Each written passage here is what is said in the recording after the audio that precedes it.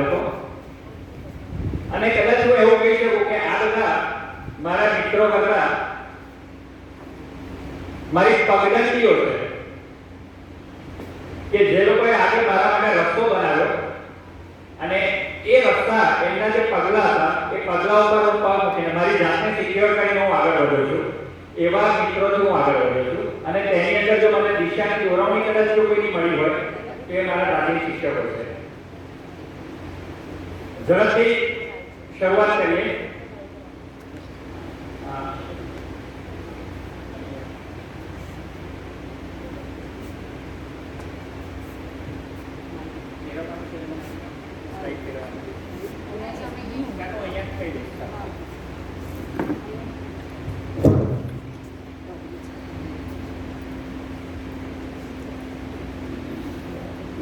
અત્યારે બધાને જોઈએ તો એક વસ્તુ બહુ સરસ યાદ આવે. રામાયણની વખતે આપણે હનુમાનજીની વાત કરતા હતા. હનુમાનજીને દાઢી હતી, ઘોડા ઉપર કંઈક આપણને લાગે. અત્યારે આપણે બધા હનુમાનજી બનીને લાગેલા છે. એકબીજાને ઓળખવા બહુ અઘરા પડે છે.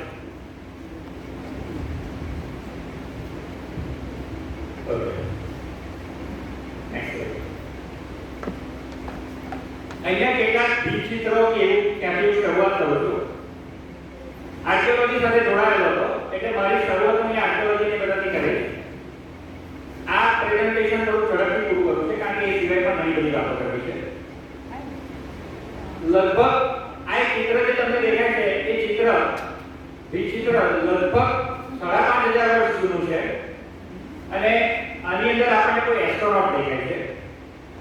હવે આ ચિત્ર ઉપર એવી ચર્ચા ચલાવવામાં આવેલી હતી કે આ કદાચ કોઈ મમી પણ હોઈ શકે. તમે જો બીજા એંગલથી જુઓ તો તમને એક મમી જેવું પણ દેખાશે.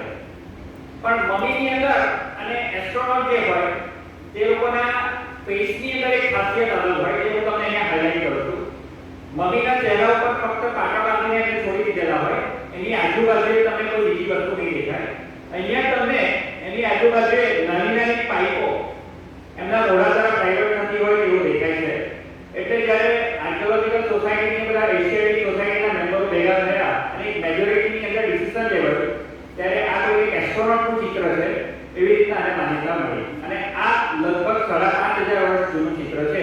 એ વખતે એસ્ટ્રોનોટ માટે શું વિચારવું તો શું વાત કરવી પણ અઘરી હતી. નેક્સ્ટ ઇજિપ્તમાંથી મળેલું આ ચિત્ર પણ લગભગ આપણે જોવા જઈએ તો આ પણ 5,500 થી 6,000 વર્ષ જૂનું છે. પણ આની અંદર ઘણા બધા કોન્ટ્રાવર્સી છે. ક્યાં કોઈ જગ્યાએ કોઈ રાજાનું હોય ને હેલ્મેટ પહેર્યું હોય કે મુગટ પહેર્યો હોય યુદ્ધના સમયે એવું કદાચ હોઈ શકે. પણ 5,500 વર્ષ પહેલા ઇજિપ્તની અંદર આ પ્રકારના કોઈ પણ હેલ્મેટ પહેરીને યુદ્ધ કરવાની પદ્ધતિઓ નહીં હતી. નેક્સ્ટ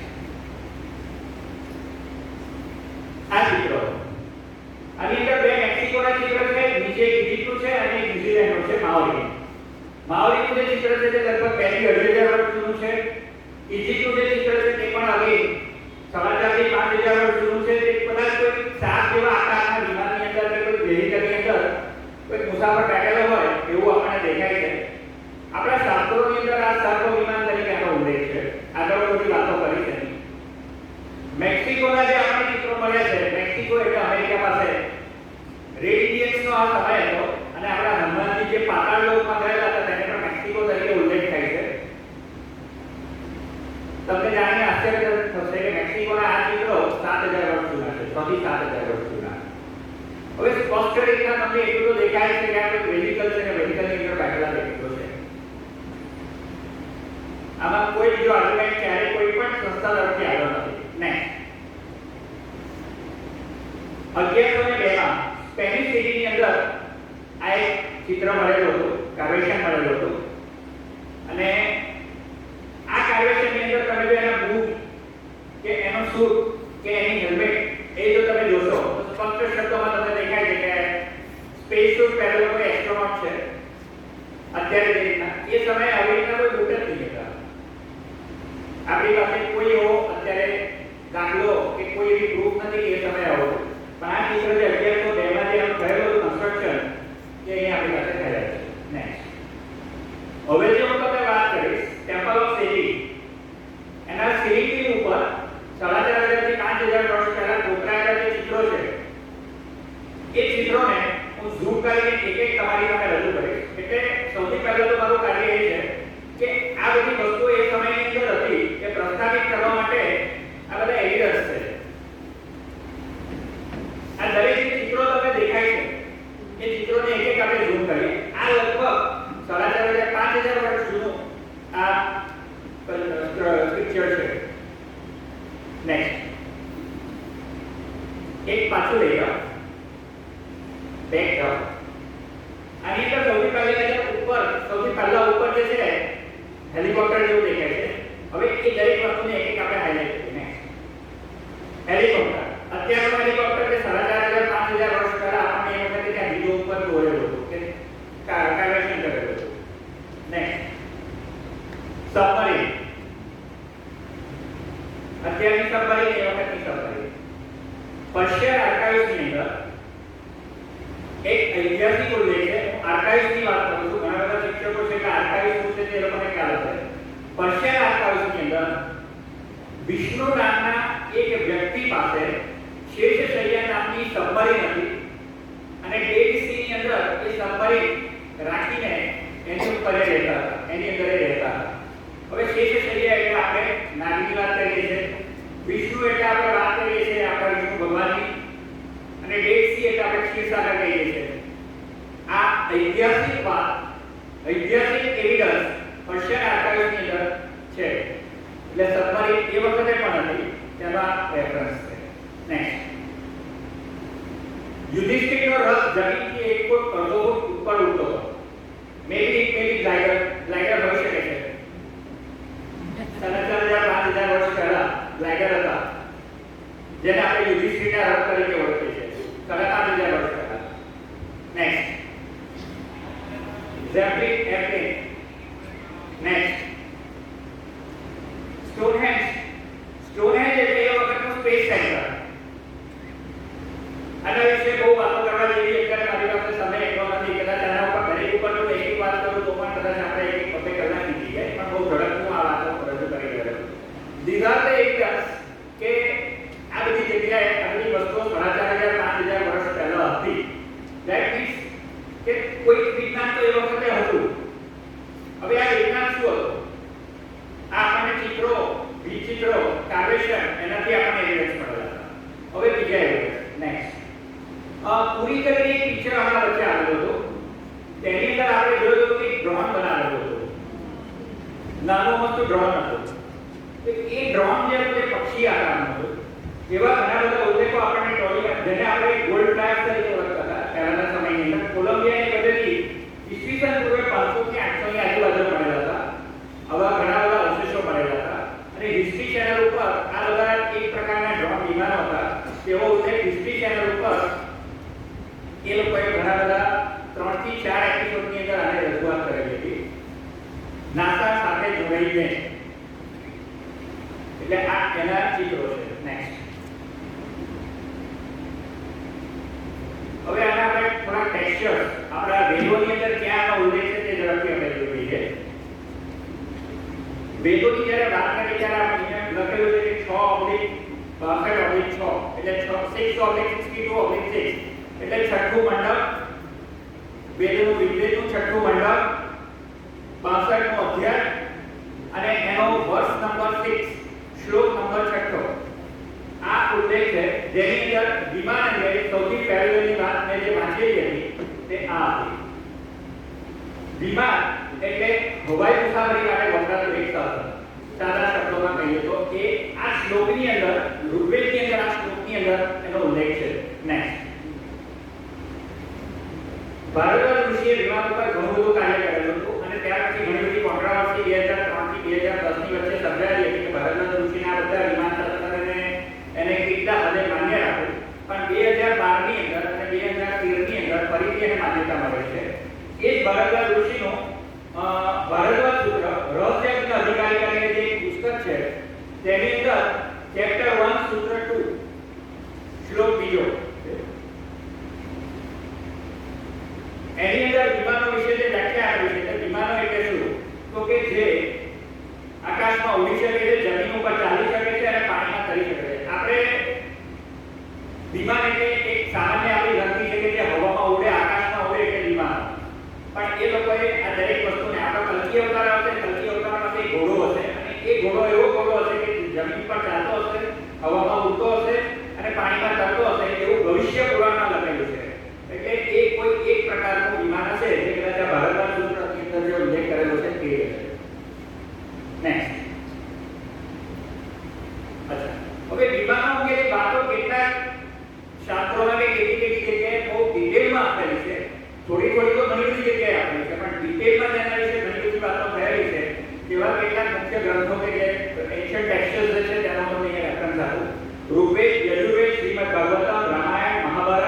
વૈમાનિક શાસ્ત્ર, સમ્રાટગંજ સૂત્રધાર અને અશોકના જે મેન્યુસ્ક્રિપ્ટ એની ઉપર પણ આપણને આ બધી વસ્તુઓ જોવા મળે છે. આજે હું તમને થોડી એની વિગતો, વધારેની આપું, થોડી વિગતો એ દરેકની આપી અને બધાના રેફરન્સીસ આપીશ. કોઈ જગ્યાએ કોઈ વાત કવર નહીં કરું, કારણ કે જ્યારે હું પણ કોઈ રજૂઆત કરતો હોઉં છું તો રેફરન્સ સાથેની રજૂઆત કરું છું, સાબિતીઓ સાથેની. અને આ પીપીટી શાળા માટે ખુલ્લી છે, તમે કોપી કરી શકો છો, લઈ લો છો. મને ક્યાંય કોઈ મારી પ્રોપર્ટી નથી. એની ઉપર જેને પણ આગળ પોતાનું કાર્ય કરવું હોય તે કરી શકે છે. એટલે હું દરેકને આપી શકું. નેક્સ્ટ, શૌનક ઋષિએ વિમાનના 5 અલગ અલગ ભાગ એ વખતે એ જમાનામાં કરેલા હતા. એમાંથી 4 વિભાગો વિશે આપણને અત્યારે માહિતી છે અને એક કઈ રીતની માહિતી છે તો કે ભાઈ આ વિમાનો કેવી રીતના ઉડતા હતા. તો કે વનસ્પતિ ઓઇલ આપણે વાત કરીએ તો વનસ્પતિ ઓઇલ એ ફ્યુઅલ તરીકે વાપરી શકાય એવા વિમાનો હતા. એ કઈ જગ્યાએ છે તેના રેફરન્સીસ બધા આગળ. Mercury vortex gas engine, solar energy ઉડતા વિમાનો અને power from air driven engine, એના વિશે 15 મહામુનિએ પણ લખેલું છે. અચ્છા, એ સિવાય પણ ઘણા બધા ઋષિઓએ છે, જેમ કે ઋષિ શાક્તાયને વાયુ તત્વ પ્રકરણમાં આના વિશેનો ઉલ્લેખ કરેલો છે. વ્યાસાનંદ તંત્રની અંદર પણ ઉલ્લેખ છે. નારદ ઋષિ વિશે આપણે બધા જાણીએ છીએ કે અત્યારે અહીં અંદર થોડા વખત પછી બીજી સેકન્ડે કદાચ અમેરિકા, જર્મની કે લંડન કે અત્યારે પૃથ્વી પર છે, બીજી સેકન્ડે મંગળ ગ્રહ પર કે ચંદ્ર ઉપર પણ થઈ શકે છે. શિક્ષકો છે તે લોકોને કદાચ ખબર હશે કે સેટેલાઇટ જે ફોટા આપણને મોકલે છે તે પૃથ્વી સુધી એ ફોટા રેડિયો ફ્રીક્વન્સીથી આવે છે. અને એ જે રેડિયો ફ્રીક્વન્સીથી આવે છે એ રેડિયો ફ્રીક્વન્સી કેવી રીતના કામ કરે છે, કે ફોટાને માઇગ્રેટ કેવી રીતના કરે છે. તો કે જે પણ ફોટા લેવાના હોય એ ફોટાને નાનો બાળક હોય ને, જ્યારે 2-3 વર્ષનો બાળક, એને આપણે શું કરીએ તો કે પેલો હાથીના પીસ ગોઠવવાની રમત આપણે આપીએ. હાથીના આકારને આપણે 9 પીસની અંદર વહેંચી નાખેલા હોય. હવે કોઈ હોશિયાર બાળક હોય ને તો એ બાળક શું કરે ખબર કે વારંવાર પેલા પેરેન્ટ્સ આપતા હોય ને બે રીતે કરીને, એટલે ચિત્રનો ઊંધો કરે, પાછળ નંબર લખી દે કે 1 2 3 4 5 6 7 8 9 અને પછી શું કરે તો કે એને ઊંધું ગોઠવીને તમારી સામે છતો કરીને મૂકી દે. હવે એ ટેકનોલોજી, બાળકોની ટેકનોલોજી આની અંદર વપરાય છે. જે ચિત્ર ત્યાં લેવાય છે એ ચિત્ર, હું એક શબ્દ વિજ્ઞાનનો શબ્દ નહીં વાપરું, સામાન્ય શબ્દ વાપરીશ કે જે લોકો સમજી શકે. નાના પાર્ટિકલ ફોર્મની અંદર એને વહેંચે છે અને એ પાર્ટિકલની એક ચેઇન બને છે અને એ રેડિયો ફ્રીક્વન્સીથી ત્યાંથી મોકલાય અને અહીંયા રિસીવ થાય છે. રિસીવર જ્યારે અહીંયા રિસીવ કરે ત્યારે એ ચિત્રો પાછળ જે નંબર લખેલા હોય ને એ નંબર પીસો બધા ગોઠવાઈ જાય એટલે હાથીનું ચિત્ર તૈયાર, મંગળ ગ્રહનું ચિત્ર તૈયાર. એ પદ્ધતિએ કામ થાય. તો આ પદ્ધતિ પર જર્મનીએ નારદ ઋષિનું આ જે પુસ્તક છે ધમ્મ પ્રકરણ, એની ઉપર કાર્ય શરૂ કર્યું. એક બકરીના બચ્ચાને ઊભું રાખ્યું, એને એ પાર્ટિકલ્સમાં કન્વર્ટ કર્યું, રેડિયો ફ્રીક્વન્સીથી એ બચ્ચાને એક જગ્યાએ બીજી જગ્યાએ માઇગ્રેટ કર્યું. બોડી માઇગ્રેટ થયો, એનર્જી માઇગ્રેટ થઈ. That is teletransportation. આજે જે આપણે ટેલિટ્રાન્સપોર્ટેશનની વાત કરીએ છીએ, પણ નારદ ઋષિએ આની અંદર એનર્જીને પણ કેવી રીતના ટ્રાન્સપોર્ટ કરવી તેના વિશે આનો ઉલ્લેખ આપેલો છે અને સાથે સાથે કયા વિમાનો રાખતા તેનો ઉલ્લેખ પણ આમાં છે. વિમાન ચંદ્રિકા નારાયણ મહર્ષિનું, યંત્રકલ ગર્ગ ઋષિનું અને વાચસ્પતિ ઋષિનું જ્ઞાન બિંદુ. હવે આ જે પુસ્તકોના જે મેં નામ આપ્યા છે ને, આ પુસ્તકોના આમાંથી એક પણ પુસ્તક અત્યારે બદનસીબે આપણી પાસે હયાત નથી. 1954 થી 1956 ની વાત કરું તો એ વખતે જર્મનીના અમુક લોકો ભારતની અંદર આવેલા હતા અને ખાસ કરીને હું તમને કહું તો ખંભાતના જે લોકો છે તે લોકોને કદાચ આઈડિયા છે, ખંભાતની આજુબાજુ આ લોકો ફરતા હતા. અત્યારે પસ્તીનો ભાવ 10 રૂપિયા કિલો લગભગ છે આશરે. 54 થી 56 માં તમને સંસ્કૃત પુસ્તકો પસ્તી રૂપિયા ઉચકવા અને તેને 150 રૂપિયા કિલોનો ભાવ આપવો એટલે લોકો ઝેરોક્સ કરાવીને પણ આપ્યા. 150 રૂપિયા કિલો સંસ્કૃત પુસ્તકો ઉચકેલા હતા એ સમયે. નિશાળી છે સંસ્કૃત પુસ્તકો. 9 જહાજ ભરીને કંડલા બંદરેથી આ પુસ્તકો જર્મની ગયા છે અને એમાંથી એક પણ પુસ્તક આપણને જોવા, વાંચવા તો શું, એ લાઇબ્રેરીમાં જોવા માટે પણ પરમિશન નથી મળતી. આપણા પુસ્તકો આપણે ત્યાંથી લઈ ગયા છે, આપણે એને પ્રિઝર્વ નથી કરી શકતા. સિમ્પલ શબ્દમાં કહીએ એ આ બધા પુસ્તકો છે. નેક્સ્ટ, યજુર્વેદની અંદર 9મા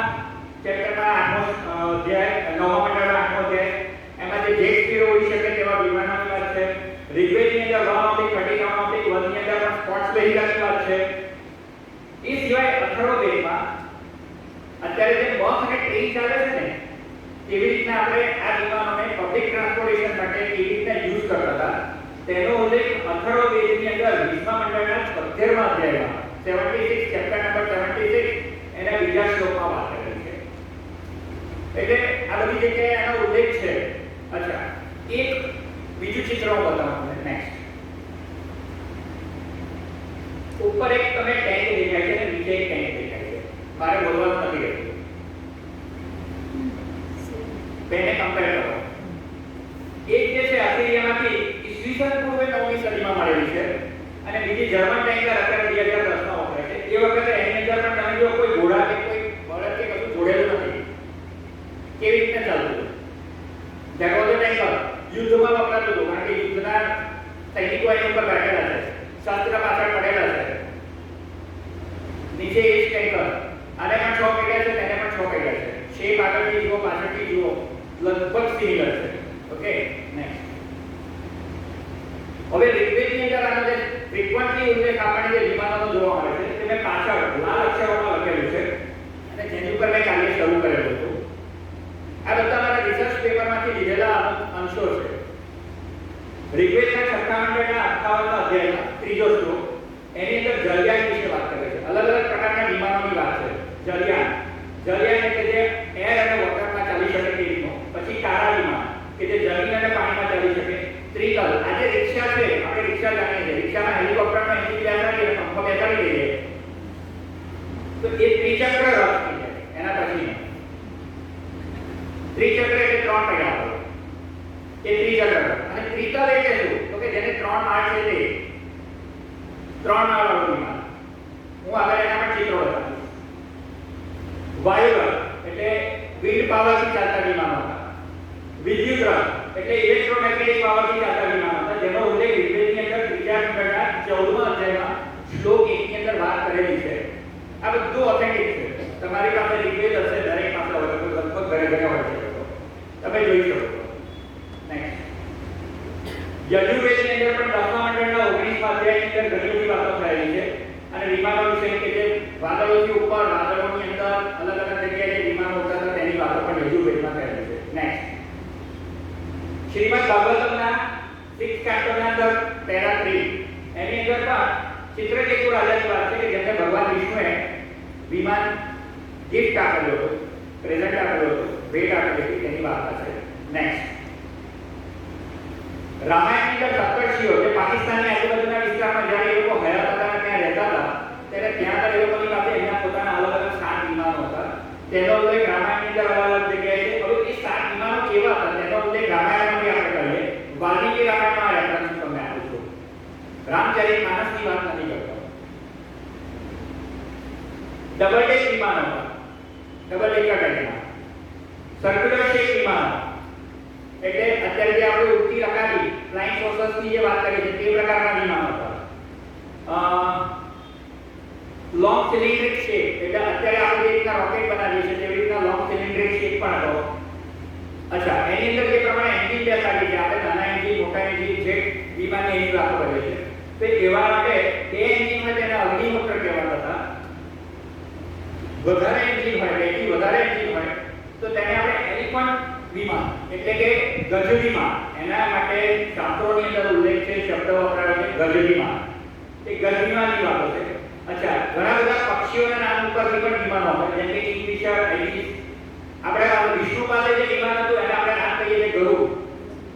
આપણે એમ કહીએ છીએ કે ગરુડ એક પક્ષી હતું પણ એ ખરેખર ગરુડ નામનું વિમાન હતું અને અગે એનો રેફરન્સ પર્શિયન આર્કાઇવ્સની અંદર છે. ત્યાંના અત્રે ઋષિના વંશજો જે હતા તે લોકોની મદદથી એમણે નૌકા, વિમાન અને સબમરીન બનાવેલા હતા. આવા ઉલ્લેખ પર્શિયન આર્કાઇવ્સની અંદર છે. નેક્સ્ટ, પુષ્પક રામાયણની જ્યારે વાત કરીએ છીએ, પુષ્પક વિમાનની વાત કર્યા વગર આપણે બંધ નથી કરી શકતા. પુષ્પક વિમાન એક એવું વિમાન હતું કે જેને ગણિતની ભાષામાં આપણે કહીએ તો એની જે સીટિંગ એરેન્જમેન્ટ હતી ધેટ વોઝ n+1. 5 મુસાફર જો એમાં મુસાફરી કરવા માટે ચડે તો 6ઠી સીટ ખુલી જાય. 6ઠ્ઠો મુસાફર ચડે તો 7મી સીટ ખુલી જાય. 30 થાય એટલે 31 સીટ બની જાય. અને જ્યારે મુસાફરો એમાંથી જ્યારે અનલોડ થાય નીચે ઉતરે ત્યારે એક એક સીટ ઓછી થતી જાય. આ જીત્યું પછી એની અંદર અમે મિકેનિકલી, ટેકનિકલી અને કેમિકલી જેવા ફેરફાર કર્યા. પહેલા 6 સ્તંભ ઉપર એક મેદાનમાં ઊભું રહેતું હતું કુબેર પાસે હતું ત્યારે. ત્યાર પછી જ્યારે રાવણે એની અંદર મોડિફિકેશન કરેલો હતો ત્યારે એ વિમાન એટલું નાનું થઈ જાય કે તમે ગળીવાળીની દિશામાં મૂકી શકો. મહાભારતની અંદર કિંગ શાલ્વએ દ્વારકા ઉપર શૌભ વિમાન દ્વારા આક્રમણ કરેલું હતું અને એને દ્વારકા ઉપર એટેક થયો. તે વખતે લગભગ 1500 મીટરની હાઈટ ઉપરથી એમણે મિસાઇલ છોડેલા હતા દ્વારકા ઉપર. હવે એ વખતે કૃષ્ણ અને બલરામ પાસે એન્ટી મિસાઇલ સિસ્ટમ હતી. એ કઈ તો કે આપણે જેને સુદર્શન ચક્ર કહીએ છીએ કૃષ્ણ પાસે તે, અને બલરામનું હથિયાર શું? હરને સીધું ઉભું રાખો તો તમને રોકેટ જેવું દેખાય. That was a rocket, anti-missile system. એની મદદથી અમે બધી એન્ટી-મિસાઇલ સિસ્ટમથી એને નાશ કરેલો હતો. કેટલાકને ડાયવર્ટ કરેલા હતા અને એ જે ડાયવર્ટ થયા તે વખતે એક ન્યુક્લિયર વેપન મોહનજોદડો ઉપર પડ્યું અને એ વખતે મોહનજોદડો સાહેબ ડિસ્ટ્રોય થયો. ઇન્ડસ સ્ક્રિપ્ટને જ્યારે હું ડિકોડ કરતો હતો ત્યારે ઘણી બધી આવી રીતની લિપિઓ જે મને મળી એ લિપિઓની અંદર ઈસવીસન પૂર્વે 3500 એટલે અત્યારે લગભગ અત્યારે એમ જોવા જઈએ તો 5000 વર્ષ એટલે કૃષ્ણનો સમયગાળો. એ વખતે મોહનજોદડોમાં હયાતી હતી એવા ઉલ્લેખ એ બધી મેન્યુસ્ક્રિપ્ટમાં મળે છે અને એ જે ડિસ્ટ્રોય થયો તે ત્યાર પછીની આજુબાજુના વિસ્તારોમાંથી જે મેન્યુસ્ક્રિપ્ટ મળી તેમાંથી આનો ઉલ્લેખ મળે છે કે આ મોહનજોદડોનો ડિસ્ટ્રક્શન એ કારણે થયું હતું. એમાં જે રીતની લાશો મળેલી હતી એની જો તમે સિચ્યુએશન જુઓ તો ઓલ ઓફ અ સડન કદાચ કોઈ ન્યુક્લિયર એક્સપ્લોઝન થયું હોય અને જે હળટીજર જે મળેલા હતા એ જે તે કન્ડિશનમાં જ મળેલા હતા કે કોઈ લાકડાનો ભારો લઈને ચાલતું હોય તો એના હાથ પણ એ રીતના હતા, કોઈ બાળકને ના દૂધ પીવડાવતી હોય તો એ રીતના હતા. હળટીજર બધા જ એ રીતના મળેલા હતા અને ઢગલામાં લગભગ 70-72 હળટીજર મળેલા હતા. દ્રોણ પર્વની અંદર અલગ અલગ વિમાનોની વાત છે જે મર્ક્યુરી પ્રપલ્શન ઉપર કામ કરતા હતા. વન પર્વની અંદર પણ એરિયલ વેહિકલ્સની વાત કરવામાં આવી છે. હવે જે લોકો વિજ્ઞાન સાથે જોડાયેલા છે તે લોકોને આ બધી વસ્તુઓ કદાચ ખબર હશે. નેક્સ્ટ વૈમાનિક શાસ્ત્ર જે ભારદ્વાજ ઋષિની મેં વાત કરી તેની અંદર 8 ચેપ્ટરમાં 3000 શ્લોક છે. સૌથી વધારે વિમાનોની વાત આની અંદર છે. 106 અલગ અલગ પ્રકારના વિમાનો હતા તેનો ઉલ્લેખ આની અંદર મળે છે. ત્રેતા યુગની અંદર 25 વ્હીકલ, દ્વાપર યુગમાં 56 વ્હીકલ, કલયુગની અંદર બીજા 25 વ્હીકલ અને કેવી રીતના ઉતારે તેનો પણ અહીંયા ઉલ્લેખ સાથે સાથે આપેલો છે. આ 106 પ્રકારના અલગ વિમાનો. પણ આની અંદર બીજી ખાસિયત શું હતી? આજે તમે કેલ્ક્યુલેટર લો સાહેબ તો કેલ્ક્યુલેટરની સાથે તમને એક મેન્યુઅલ આવે. કેલ્ક્યુલેટર કેવી રીતના કામ કરે છે, કેલ્ક્યુલેટરની અંદર કઈ કઈ વસ્તુઓ છે કે દરેક વિમાનની સાથે એનો એક મેન્યુઅલ જે વખતે ભારદ્વાજ ઋષિએ તૈયાર કરેલું હતું. અને મેન્યુઅલની અંદર કઈ વાતો હતી તો કે flight manual, aerial route, procedure for normal and force landing. અત્યારે ચંદ્રયાન વખતે બધાએ કદાચ એ શબ્દ સાંભળ્યા હતા કે ક્રેશ લેન્ડિંગ અને સોફ્ટ લેન્ડિંગ. સોફ્ટ લેન્ડિંગ એટલે નોર્મલ લેન્ડિંગ અને ક્રેશ લેન્ડિંગ એટલે ફોર્સ લેન્ડિંગ. એ જમાનામાં પણ આ સિસ્ટમ ઉપલબ્ધ હતી, અવેલેબલ. પાયલોટની કન્ડિશન અંગે પણ એની અંદર વાતો છે. પાયલોટે કયા પ્રકારના સૂટ પહેરવાના એ પણ એની અંદર વાતો છે. તેને અવકાશમાં કેવી રીતના ખાવું, શું ખાવું અને કયા સમયે ખાવું તેનો પણ આની અંદર ઉલ્લેખ છે. કયા સ્પેરપાર્ટ સાથે લઈ જવા અને એ સિવાય પાવર સપ્લાય. આજે આપણે મકાનો લઈએ ને તો મકાનની સાથે આપણે ઇલેક્ટ્રિસિટીનો સર્કિટ આપણે જે લાઈનો છે તેને નકશો આપણે બિલ્ડર પાસેથી માંગીએ છીએ.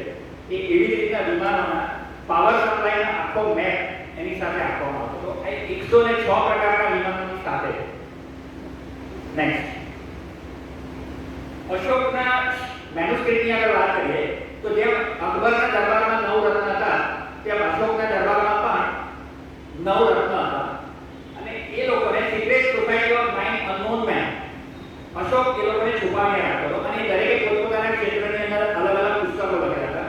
હવે આમાંથી એક પુસ્તક 1960 ની અંદર લાસા તિબેટ ત્યાંથી એક પુસ્તક મળી રહ્યું અને ચીનને અને એ પુસ્તક ધ સિક્રેટ ઓફ ગ્રેવિટેશન જેની અંદર ગ્રેવિટેશન કંટ્રોલ ઉપર વાતો લખવામાં આવેલી હતી એ પુસ્તક મળ્યું. સંસ્કૃતમાં તો એ લોકોને ટ્રાન્સલેશન કરતા નહીં પામ્યું એટલે આપણે યુનિવર્સિટી ઓફ ચંદીગઢની અંદર એ પુસ્તક મોકલ્યું. ચંદીગઢની અંદર જે યુનિવર્સિટી છે યુનિવર્સિટી ઓફ ચંદીગઢ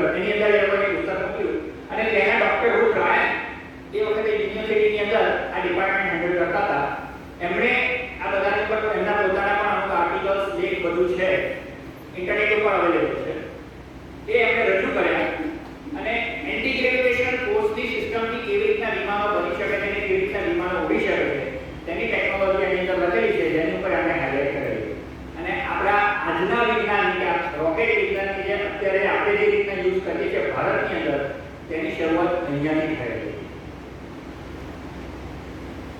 અશોકના શિલાલેખોની જે વાત કરીએ છીએ કે અશોકના અહીંયા જે જૂનાગઢની અંદર જે શિલાલેખ હતો તે થોડા વર્ષો પહેલા ડિસ્ટ્રોય થઈ ગયો હતો અને એને જો ફરી જ્યારે રીએસ્ટાબ્લિશ કરવામાં આવ્યો ત્યારે રીએસ્ટાબ્લિશ કરવામાં એ લોકોએ મારી પાસે એની જે એન્શિયન્ટ સ્ક્રિપ્ચર્સ અને ટેક્સચર્સ હતા એ અમુક તૂટી ગયેલા, ડિસ્ટ્રોય થઈ ગયેલા હતા, એટલે ફરી તેનું ટ્રાન્સલેશન કરવા માટે મારી મદદ માંગેલી હતી.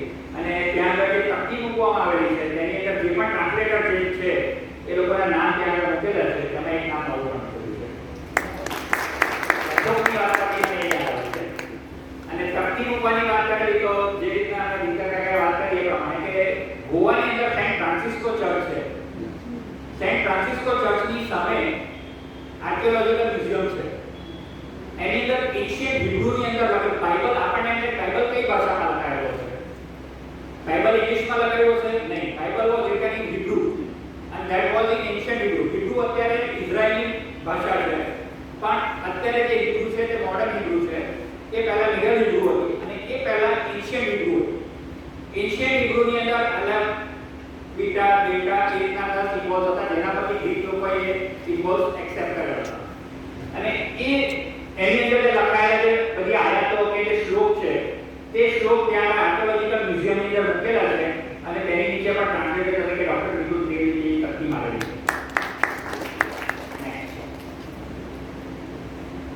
શરૂઆત હવે અહીંયાથી થાય છે. 1987-88 ની અંદર નાસાએ આ બધા ભારતના ઋષિના જે બધા શાસ્ત્રોનું બધું જે હતું તેને એક્સેપ્ટ કરીને એની ઉપર રિસર્ચનું કામ શરૂ કર્યું. હવે એ વખતે એવું થયું કે એ લોકોએ ભારતની અંદરથી 1000 પંડિતોને ત્યાં આગળ બોલાવ્યા. પંડિતો શાસ્ત્રોની વાત કરી શક્યા, વિજ્ઞાનની વાત નહીં કરી શક્યા, એટલે એ લોકોને આની અંદર જોઈએ એ પ્રમાણે સફળતા નહીં મળી. એટલે અલ્ટિમેટલી 2003 ની અંદર એ લોકોએ આ પ્રોજેક્ટને ડિસકન્ટિન્યુ કર્યો. મીનવાઇલ આપણે ત્યાં ઇન્ડિયાની અંદર એક કાર્ય એવું થઈ રહ્યું હતું કે એક વ્યક્તિ આર્કિયોલોજીકલ સર્વે ઓફ ઇન્ડિયામાં હતા, પુરાતત્વ ખાતાની અંદર લિંગ્વિસ્ટિક ડિપાર્ટમેન્ટમાં કામ કરતા હતા અને એ વખતે તેના જે હેડ હતા તે ત્રિપાઠી સાહેબ હતા. ઈસરોના ચેરમેન ડોક્ટર રાધાકૃષ્ણને મંગલ મિશન શરૂ કરેલું હતું અને મંગલ મિશનની અંદર મંગળની કઈ કઈ વાતો આપણા શાસ્ત્રોમાં છે, કેવી રીતનું છે તેની જાણકારી અમે જોઈતી હતી. એટલે અમે ત્રિપાઠી સાહેબ એમના મિત્ર હતા એટલે સંપર્ક કર્યો અને ત્રિપાઠી સાહેબે કહ્યું કે મારી પાસે એક છોકરો છે એનો હું મોકલી આપું છું. એટલે એ છોકરાને અમે ત્યાં બેંગ્લોર મોકલી આપ્યો. હવે એ છોકરો બેંગ્લોર ગયો અને એને શિવ પુરાણની અંદર લોહિતાંગ કરીને એક શબ્દ છે જે મંગળ ગ્રહ માટે વપરાયો છે. અને આવા ઘણી બધી વાતો આપણા પુરાણોમાં બધે લખેલી છે. વેદોમાં પણ એની ઘણી બધી વાતો છે. અત્યારના જીવન પહેલા જે જીવન હતું તે મંગળ ઉપરથી પૃથ્વી પર માઇગ્રેટ થયું છે તેના પણ વેદોમાં ઘણી બધી જગ્યાએ રેફરન્સીસ છે. એ એક અલગ વાત થઈ છે. પણ એ વ્યક્તિને ત્યાં આગળ જ્યારે અમે બોલાવ્યો અને એની પાસેથી આપણે ડિટેલ કરાવ્યા પછી અમને વ્યક્તિને એમ કીધું કે તું બેસ અઠવાડિયું અહીંયા અમે વૈજ્ઞાનિકો સાથે એને ક્લિયર કરીએ છીએ. વૈજ્ઞાનિકો સાથે બેસીને જ્યારે અમે એવું ક્લિયર કર્યું ત્યાં સુધી પેલા છોકરાએ એવું કીધું કે ભાઈ મને થોડું તમારા નાસાના સેન્ટરની અંદર કરે ઈસરોના સેન્ટરમાં ફરવાની પરમિશન આપો, અહીંયા અઠવાડિયા સુધી હું શું કરીશ. એટલે અમે થોડી ઘણી પરમિશન આપેલી હતી. એ છોકરાને લઈને જ્યારે લોકો અલગ અલગ સેન્ટરમાં ફર્યા ત્યારે ત્યાં આગળ એ છોકરાએ અમુક પોતાના સજેશન્સ સબમિટ કર્યા કે આ જગ્યાએ કદાચ આ રીતના તમે કરો તમારું કોસ્ટિંગ ઘટે. અને વૈજ્ઞાનિકોને લોજિકલી એ વાત ઘરે થોડી ઘણી ઉતરી કે વિચારવા જેવી વાતો છે. એમણે પૂછ્યું એ છોકરાને કે આ કેવી રીતના તમે કરો છો? એ છોકરાએ કીધું કે આ વેદોની અંદર આવી રીતના આપણે આ કામ કરતા હતા. એટલે અમે તાત્કાલિક હું જે સેન્ટરની અંદર જે છોકરો બેઠેલો હતો ત્યાં આગળ જે સેન્ટરના હેડ હતા તેમને ડોક્ટર રાધાકૃષ્ણને એ સેન્ટરમાં બોલાવ્યા અને એ છોકરા વિશે વાતો કરી. એટલે રાધાકૃષ્ણને એ છોકરા સાથે વાત કરીને એમ પૂછ્યું કે તમે આ કેવી રીતના કરો? એટલે એનું પોતાનું 250 પાનાનું એક રિસર્ચ પેપર હતું એ છોકરા પાસે. એ રિસર્ચ પેપર ડોક્ટર રાધાકૃષ્ણને એને હેન્ડઓવર કર્યું. 4 દિવસ સુધી 3 કે 4 દિવસ સુધી ડોક્ટર રાધાકૃષ્ણને એક આવી રીતના હોલ પર એ છોકરાને ઉભો કરી દીધો. સામે 700-750 વૈજ્ઞાનિકો બેઠેલા હતા અને એ લોકો એને સવાલ પૂછવાની શરૂઆત કરી. ત્યાંથી આવી ગયા એ વખતે છોકરાને પગ દુખવા માંડ્યા.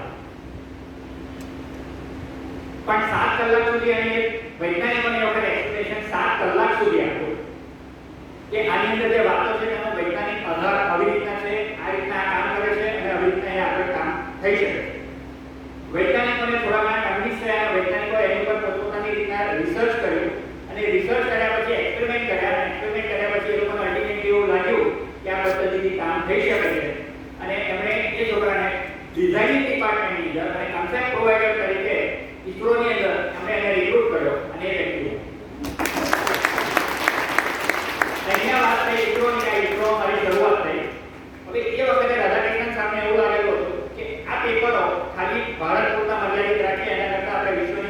સંસ્થાઓને પણ જો થોડું પ્રોવાઈડ કરીએ તો આપણને ક્યાંક કંઈક ફાયદો થશે. એટલે એમણે એ વખતે 3-4 સંસ્થાઓમાં એક કાગળિયા મોકલી આવ્યા અને 9મા દિવસે એમને મોકલ્યા પછી 9મા દિવસે હું એ વખતે સુરત આવી ગયો. મારી પર એક કોલ આવે છે રાતના 3 વાગે કે આ doctor Robert calling from USA NASA. એટલે મને કે રાતના 3 વાગે કોઈ મજાક કરે છે એમ કરીને ફોન બંધ કરી કટ કરી મૂકી દીધો. 2-3 વખત એવું થયું એટલે મેં મોબાઈલ સ્વિચ ઓફ કરી દીધો. બીજી દિવસે સવારે કદાચિત સરનો ફોન આવ્યો મારી પર કે તું એકલા ફોન કેમ નહીં ઉપાડતો તો આવી રીતના તને કોલ કરતા. એટલે મેં કોઈ મજાક કરતું કે it was not a joke. આ સંસ્થામાંથી એને કોલ કરતા. મેચ્યોરિટી એટલી હતી નહીં એ વખતે. અને બેઝિકલી કોમર્સનો માણસ સપનું નહીં આવ્યું કે મને સાયન્સ સેન્ટરમાંથી કોલ આવશે.